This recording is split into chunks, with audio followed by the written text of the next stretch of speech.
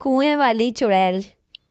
छोटे से कच्चे घर में नन्ही ज़ैनब अपनी नानी के साथ रहती थी। नानी हर रात उसे कहानियां सुनाती थीं और ज़ैनब को सबसे ज़्यादा पसंद थी वह कहानी जिसमें एक चुड़ैल का जिक्र होता था। नानी कहती थीं कि यह चुड़ैल चांदनी रात में आती है और जंगल के पुराने कुएं के पास खड़ी रहती है, जैसे किसी का इंतज़ार कर रही हो। गांव के लोग उसे देखकर डर जाते थे, लेकिन किसी को नहीं पता था कि वह वहां क्यों आती है।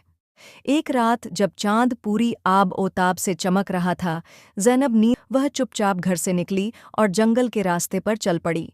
जब वह पुराने कुएं के करीब पहुंची, तो ठंडी हवा का झोंका आया और साथ ही एक हल्की सी सरगोशी सुनाई दी। ज़ैनब ने कुएं की तरफ नज़र दौड़ाई और उसकी सांसें रुक गईं। वहां सच में एक चुड़ैल खड़ी थी, लंबे काले बाल, सफ़ेद चमकदार कपड़े और बड़ी-बड़ी नीली आंखें। लेकिन वह डरावनी नहीं लग रही थी, बल्कि उदास दिख रही थी, जैसे किसी गहरी सोच में हो। ज़ैनब ने हिम्मत करके धीरे से पूछा, तुम यहाँ हर रात क्यों आती हो? चुड़ैल चौंक कर ज़ैनब की तरफ देखने लगी। कुछ पल खामोशी रही, फिर उसकी आंखों में आंसू आ गए। मैं कोई चुड़ैल नहीं हूँ, मैं एक राजकुमारी हूँ। ज़ैनब हैरान रह गई। राजकुमारी? ये कैसे हो सकता है?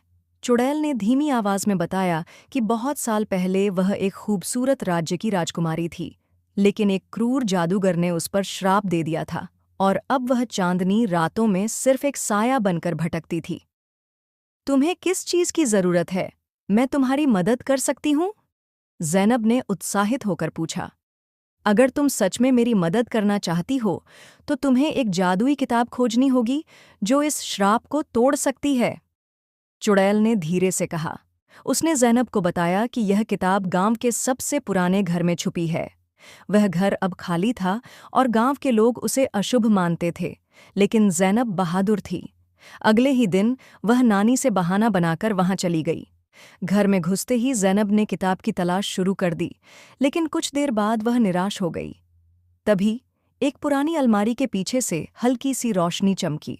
ज़ैनब ने तुरंत वहां झांका तो सच में एक किताब रखी थी, जिस पर सुनहरे अक्षरों में लिखा था, श्रापों का निवारण।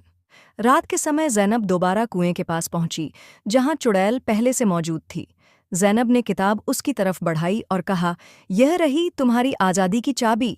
चुड़ैल ने कांपते हाथों से किताब खोली और जादुई शब्द पढ़ने लगी। अचानक तेज हवा चलने लगी, आसमान में चांद की रोशनी और ज्यादा चमकने लगी और एक सुनहरी रोशनी चुड़ैल के चारों तरफ लिपट गई। कुछ ही क्षणों में वह बदलने लगी और देखते ही देखते वह एक सुंदर राजकुमारी में बदल गई। राजकुमारी की आंखों में खुशी के आंसू थे। तुमने मुझे आजाद कर दिया, ज़ैनब, मैं तुम्हारी आभारी हूँ। अगली सुबह जब ज़ैनब नानी के पास आई तो वह बहुत खुश थी। नानी ने हैरान होकर पूछा, क्या बात है, तुम इतनी खुश क्यों हो? ज़ैनब मुस्कुराकर बोली, क्योंकि मैंने चांदनी रात की चुड़ैल को राजकुमारी बना दिया है।